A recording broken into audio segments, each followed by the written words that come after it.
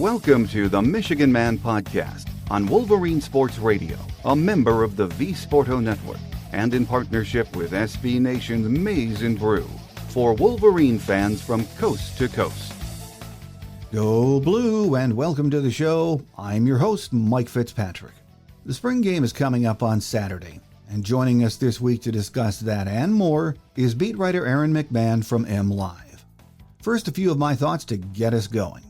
The beat writers have had access to coaches and players all spring, but they haven't seen any live action from practice. Don't put too much into what you see this Saturday either. The spring game is another practice and an opportunity for the kids to play in front of a crowd and have some fun. We won't see the new offense and the teams will be split up, but enjoy the game and don't let it get you too excited or disappointed. It's going to be fun to watch though, if for no other reason than we get our first glimpse of Bryce Underwood in the big house. He and Jaden Davis are the only two quarterbacks right now, so you will see a lot of them on Saturday. The goal, as always with this game, is to have fun and not get anyone hurt. My guest today says he's looking forward to Saturday, but knows we can't take much away from what we'll see on the field. Up next is beat writer Aaron McMann from MLive. So stay with us.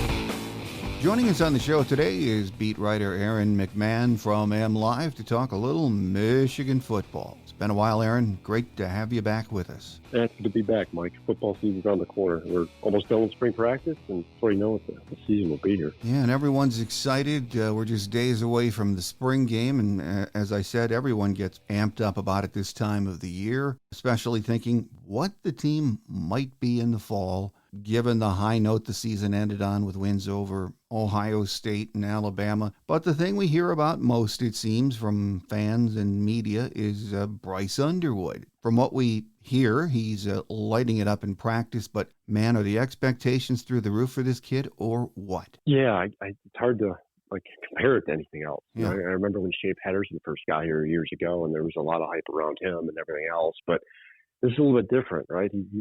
Bryce is a true freshman. He was a five-star recruit, number one player in the freshman class this past season. So there's a lot of expectations on him. And then not only that, but you throw the money part into it now with NIL and everything else going on. So the weight of the world in ways on his shoulders, to be fair or not, it's a reality situation. So, and you throw in the fact that Michigan needs, better play quarterback this fall. And yeah, I mean, all eyes will be on him Saturday. There's no doubt about it. I mean, he's been the talk of the program really since he signed back in December. His recruitment was interesting. His play he's a very good quarterback. He was very good in high school. He looks the part right now. He looks like someone who could come in right away and play and start a football game. And right now, at least, from what we're hearing and what we're being told, it certainly seems to be trending that way for the fall. Well, because of the injuries to Mikey Keene and Davis Warren, who's recovering from surgery, Bryce and then Jaden Davis, they're really getting all of the reps in practice. And Bryce Underwood, has not played a down, as we know, in a real game yet. And really none of the media has been able to see him play in person yet. But the only ones we hear about are from his teammates, and they seem to think the world of him, don't they? Yeah, we've heard a lot this spring about his arm and ball placement, and just kind of the intangibles of an elite quarterback. It's something we really haven't seen in a while here at Michigan. You go back a while. I mean, even the last couple of years, Michigan has just kind of basically struggled. Aside from J.J. McCarthy through the first couple of years, they struggled. They really struggled at quarterback last year. So they're, I think, desperate for elite quarterback play. And I mentioned J.J. And it's funny because just in talking to people about Bryce, just off the field, not just his play, but just his his camaraderie with his teammates and his likability and his team first attitude. There are a lot of parallels with J.J. McCarthy. Now, J.J. didn't really play much his true freshman year, and Michigan kind of slow rolled him a little bit out there. That may not be the case for Bryce, as I was saying. He may get the reps week one. So a lot of reps going him in spring. It's basically him and Jaden Davis, to my understanding. I got to think Mikey Keene will be more of a factor this summer and going into the fall. And will certainly push Bryce just based on his experience and his playing at this level.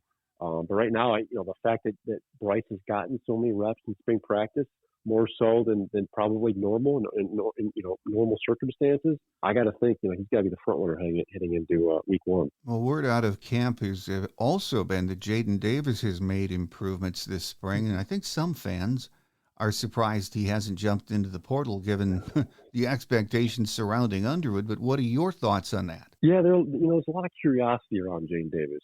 Even as Michigan's going through the quarterback carousel last year, there are a lot of people or fans wondering why haven't we seen Jaden Davis? Part of it was I think Michigan was destined to redshirt him anyway. They didn't really want to throw him out there and necessarily get his feet wet and him stumble and not play particularly well, and then risk whatever else happening. So he's now had a full year under his belt. There were some concerns about his throwing, his mechanics, some of his mechanics, even going into his freshman year. It sounds like they've worked on that a little bit. The pitch and the throw, I think, is still there to some degree, but he's got a full year under his belt now. He's got plenty of reps this spring, aside from next to Bryce. So this is, in a way, it's kind of go time for him. It's his time to kind of show that he can play at this level and be a functional backup, if needed. We'll see where things go. I'm really curious to see how he looks in the spring game. Everyone's going to be looking at Bryce, and rightfully so, but Jaden Davis will, be getting his share of snaps and opportunities as well. So as things stand right now, with Keene out, Jaden Davis is number 2 on the depth chart. So it's an opportunity for him to step up and show that he can be a Big Ten level a quarterback. So we'll find out here as things move on, what ends up happening with him. But right now, they're counting on him. They have to.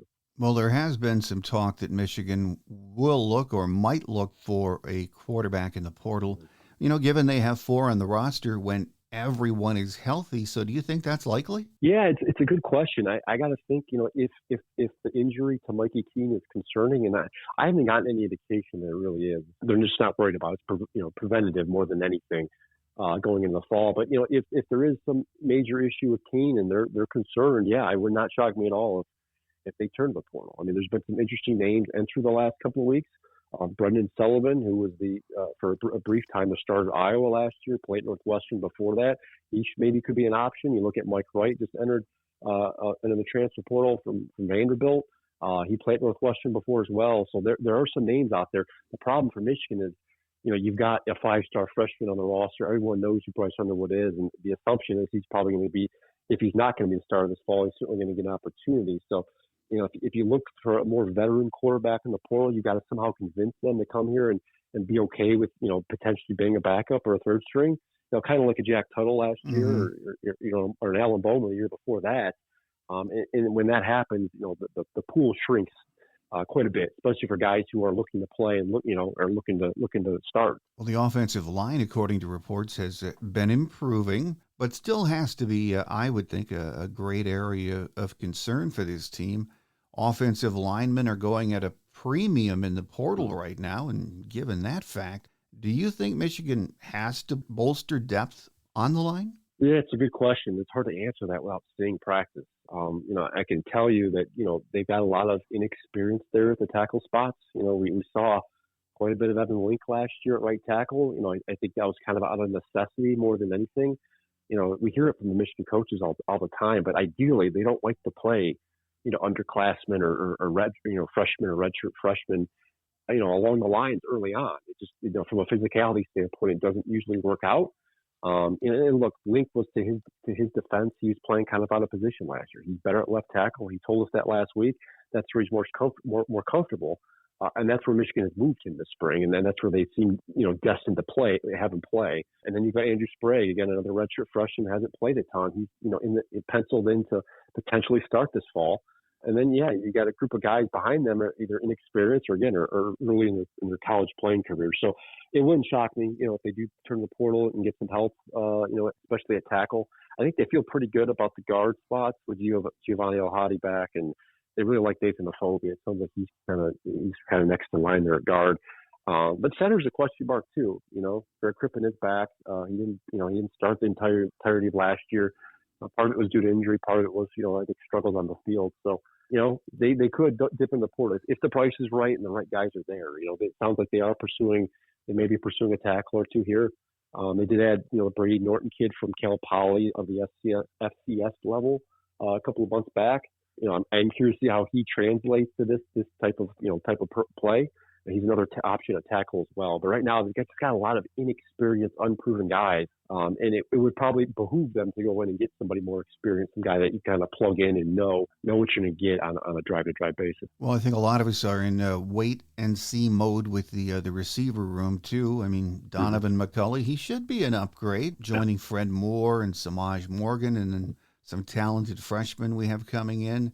Do you feel pretty good about that group, or do you think that also is a position group that Michigan is eyeing the portal for help? Yeah, I feel better about it, compared to this time last year. I mean, this time last year, they were working with only a handful of really scholarship bodies in that room. Yeah. McCauley's an intriguing guy. He played very well in Indiana a couple of years ago, put up some big numbers, and kind of showed his potential, what he could be. He didn't play a ton last year, so he hasn't played a lot of football over the last, 18 to 24 months. I'm curious to see how he looks. But by all accounts, Michigan's kind of treating him as kind of the number one at this point. He's going to be the primary outside option. Certainly got the athleticism to do it. And look, part of the problem with the receivers last year, I'm not going to put all the blame on them. You had as we just talked about, an inexperienced offensive line. You had a quarterback play that was certainly below average, so that doesn't help the situation. So I think if you can certainly upgrade the quarterback play, whether it's Bryce or Mikey Keene or whoever ends up starting, I think that by and large, kind of by default, will help the receiver room. And look, there's no doubt about it. Michigan's expecting more from Samaj Morgan, Fred Moore. They got C.J. Charleston back, the transfer from Youngstown State. So there are options there. I think they feel better about the receiver room coming into this year. And I think as long as his quarterback play can improve and the offensive line can protect him, I think you're going to see a little bit more explosion from this offense. Well, one position group that seems pretty well set to me is in the running back room. Not a ton of experience, though, but there is sure a lot of promise in that room, isn't there, Aaron? Yeah, and a lot of guys are kind of proving themselves, right? Like Michigan brought in Justice Haynes from Alabama. He was kind of their second running back, but really their third ball carrier, because he was kind of fighting for carries with Jalen Milroe last year, their run heavy quarterback. So he was, I think, looking for an opportunity to come in and just get more opportunities and more carries, and I think he's going to get it this year. My indication, he's probably going to be the number one back, this fall. But Jordan Marshall's going to get an opportunity as well. I mean, we got a good look at him against Alabama there in the LyQuest Bowl. Fairly efficient. He was fine. With 20 plus carries, and he was. He's got leadership capabilities and qualities about him. So. Michigan's certainly going to lean on those two. We thought Ben Hall would be in the mix as well. Turns out he's entering the transfer portal. So that's going to, leave the room a little less deep, more shallow than we expected. Mm-hmm. Micah Capon is also available there. We didn't see a ton of him last year. But just listening to some of the players talk about this new offense and what Chip Lindsey wants to do, it sounds like they want to get the running backs more involved in the passing game. So that will be something to watch. Capon, I think, would be good in that area. But if they deal with an injury here early, whether it's in camp or early in the season, that may be concerning for the running backs, especially if you want to run the football. I don't think Sharon's necessarily going away from the smash mouth style of play that Michigan's become known for. So they're going to have to lead on the running backs this year. And on paper, Justice Haynes and I think Jordan Marshall can get it done.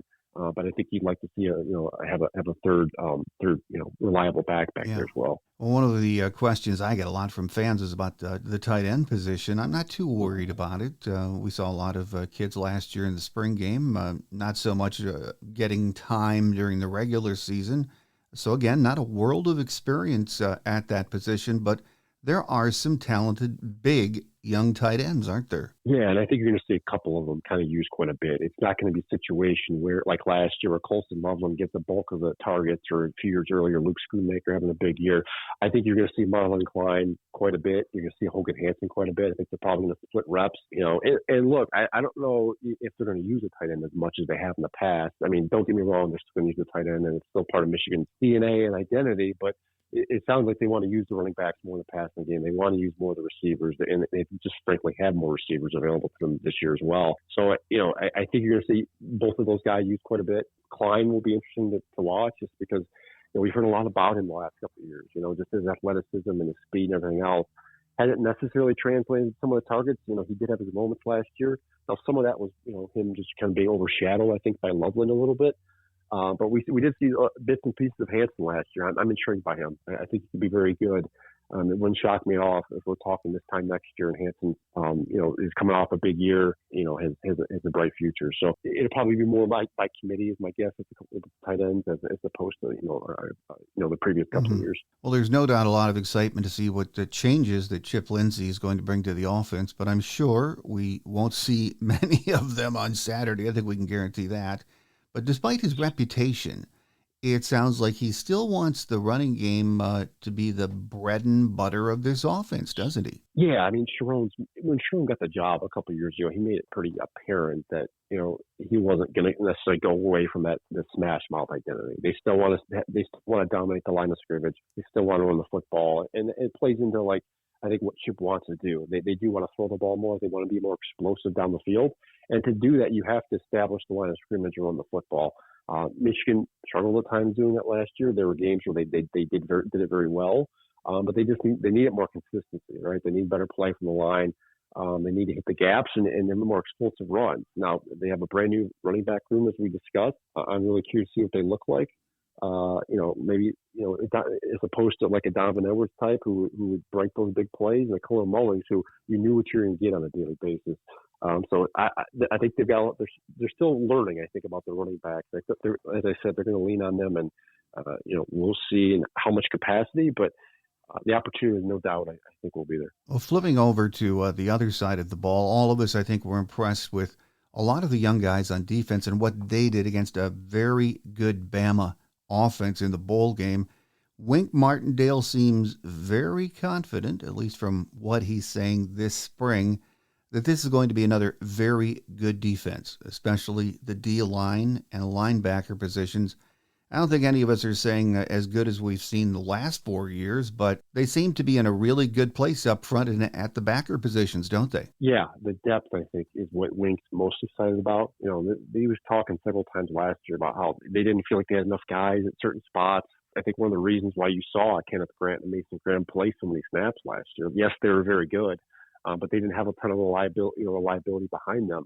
This year it's a different story. I mean, they've got, again, they feel like they've got 2 or 4 edge rushers that they can lean on a regular basis.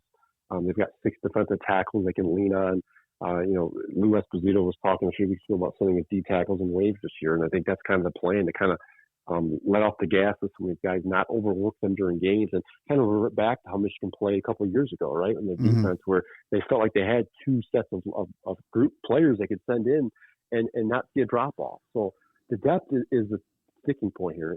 I don't know if the high-level talent is going to be there, like a Will Johnson, like a Mason Graham, but you've got enough, I think, experience and enough talent, really all 3 levels, to make this thing work. Well, if there is an area of concern, though, it's probably the back end at corner and the safeties. There are question marks there, aren't there, Aaron? Yeah, there are. You got Jair Hill back. He was up and down year last year, as we all know. He had some off the field issues and everything else, but I think Michigan's expecting, leaps an improvement from him. It sounds like he's matured a little bit and grown up, and I think that's what they're counting on. And he had his moments last year. I think against inferior play, inferior opponents, he played well, but it was a high level competition where he really struggled. So I think if they can get him in better mentality, he's been around a year now. I think they're expecting a bigger leap from him. The other core spot's more the question mark, right? They don't know who they're going to play there. The end of the year last year with Zeke Berry, and I thought Zeke was almost a better corner than he was a nickel. And so I'm curious to see if that's where they end up putting him. They've been trying him out at multiple spots. If they don't do that, then you've got to lean on a group of guys who have been in and out, a bunch of transfers. So that's going to be the question mark. I think Zeke probably ultimately sticks there just because that's probably their best option, but they've got some figuring out to do, and they've got several months to do it. Well, as we are well aware now, Aaron, the portal has changed roster construction, probably forever, if not for a long time, and it's going to happen from year to year. Are you surprised by any of the current Michigan players who decided to jump in the portal? Not really. I mean, it's generally look, this time of the year, especially this spring, you're seeing a lot of guys coming in and out. Guys who are maybe they've been told they're not starting. Guys who are maybe second or third in the depth chart, so they're looking for opportunities elsewhere. And right, it makes sense, right? If you're given the opportunity to do it, they're going to go. The one name, if I had to pick one name, it'd probably be Ben Hall. He's a guy who, we just spoke with last week. He sounded like he was willing to stick around. He had lost some weight to try and fit into Chip Lindsey's system, or his offensive system, and he seemed like he was ready to go this year. And yet he decides to, enter the portal. So something tells me he was probably told he was either third or fourth on the depth chart. And look, if you're in that situation, you have the right to go, and guys are doing it. So generally, no. I mean, most of these guys are, that do leave it's a depth issue when it comes down to. So generally, no. Well, I know recruiting is not your thing, but along with spring practice, it's a hot topic right now, and we've heard a lot about some of the really big-time talent that's been visiting campus over the last couple of weeks, last couple of months, really. No commits. It's been slow, especially for the class of 26. Do you expect that is going to change after the spring game in the coming months? Yeah, just anecdotally, going into Schembechler Hall for media availability this spring, we're seeing just more and more guys coming in and out of there than normal. There's always the visits and everything else, but it seems like every time we go in there, there's dozens of lanyards with names on them from recruits who are visiting. So you remember Michigan got off to a slow start recruiting last year. I remember this time last year, folks were wondering what was going on. Why weren't they getting enough recruits? Why wasn't Sharon landing some of the big fish? And it took them a while to get going. I do wonder if the NCAA investigations are hanging over the program or having an effect, but you got to remember, in this day and age, with recruiting and NIL and now revenue sharing coming in, it's not necessarily how you start; it's how you finish. Because a lot of the times, if you land a high level recruit or even recruits in general this time of year, you not only are you landing them, but you have to try and protect them from other programs trying to steal them away. So we'll see how they finish. Going into the summer, if it's still slow, then there might be some cause for concern. But right now, it's you're still trying to feel.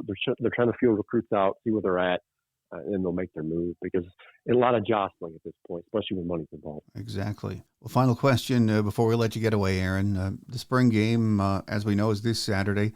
It's always something fans look forward to. It doesn't mean what you think it does, but it's fun. It's our last look at the team before they tee it up for real in the fall. Now, it's not going to be televised live this year, but delayed a week and then shown on BTN. And the reason being given is because the portal is still open. Explain to listeners why it's being done that way. Yeah, you're seeing more, and folks maybe not paying attention or just don't really care. You're seeing a lot more college programs nowadays, either not do their spring game or alter their spring game, or in some cases not have their spring game televised. Because there's concern over tampering. Coaches are worried that other schools might get a hold of the film and look at it more closely than normal and try and find some players that they could potentially poach heading into the fall. It's happened before. Coaches are always worried about this type of stuff. And that's the way Michigan's kind of going about this. We're seeing more and more schools just not have their spring game at all.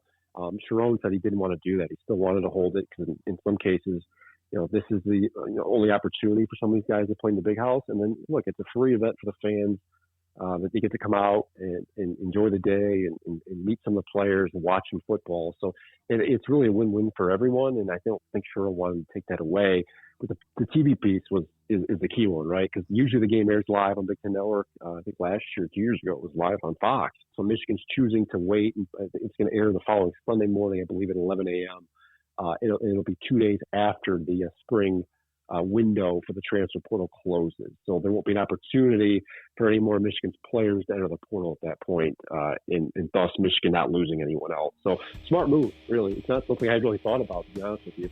One that, it makes sense. Yeah, it's a smart move. Might get a few more people in the seats for a spring game. Crowds aren't always out of this world for spring games at Michigan, so we'll wait and see. But again, it's the last time to see the kids before we tee it up for real in the fall, or wait until next weekend and watch it on BTN. So we've been talking with beat writer Aaron McMann from MLive, getting our spring update. Even though spring football will be over this week, recruiting and anticipation for the coming season will continue and build to a crescendo in the summer. So, Aaron, we'll have plenty of opportunities to get together again, and we look forward to another visit very soon. Thanks, Mike.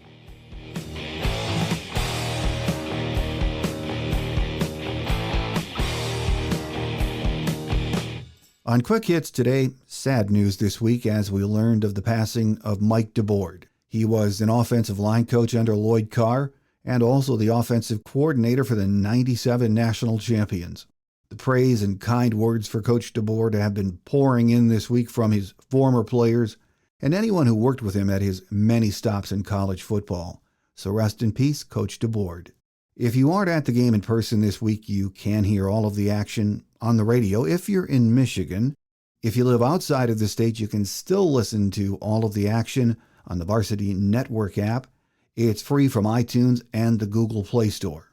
If you want to see the game, you'll have to wait until next Sunday morning at 11 a.m. on BTN.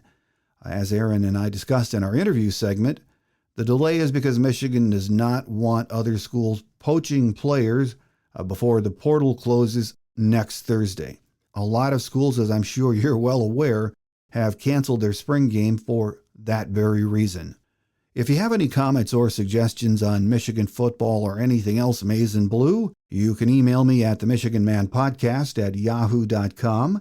That's the Michigan Man Podcast at yahoo.com. Or leave a message or question on our listener line at 313-351-2631. That's 313-351-2631. Just tell us who you are, where you're calling from, and then leave a message. That does it for now. Have a great Wolverine week, everyone, and a very happy Easter to each and every one of you. I'm your host, Mike Fitzpatrick. Until we meet again, take care, and as always, go blue. Thanks for joining us today on The Michigan Man, here on Wolverine Sports Radio, a member of the V Sporto Network, and in partnership with SB Nation's Maize and Brew. Our listener lines are open 24/7 for your calls at 313-263-4842. That's 313-263-4842. Or email us at the Michigan Man Podcast at yahoo.com.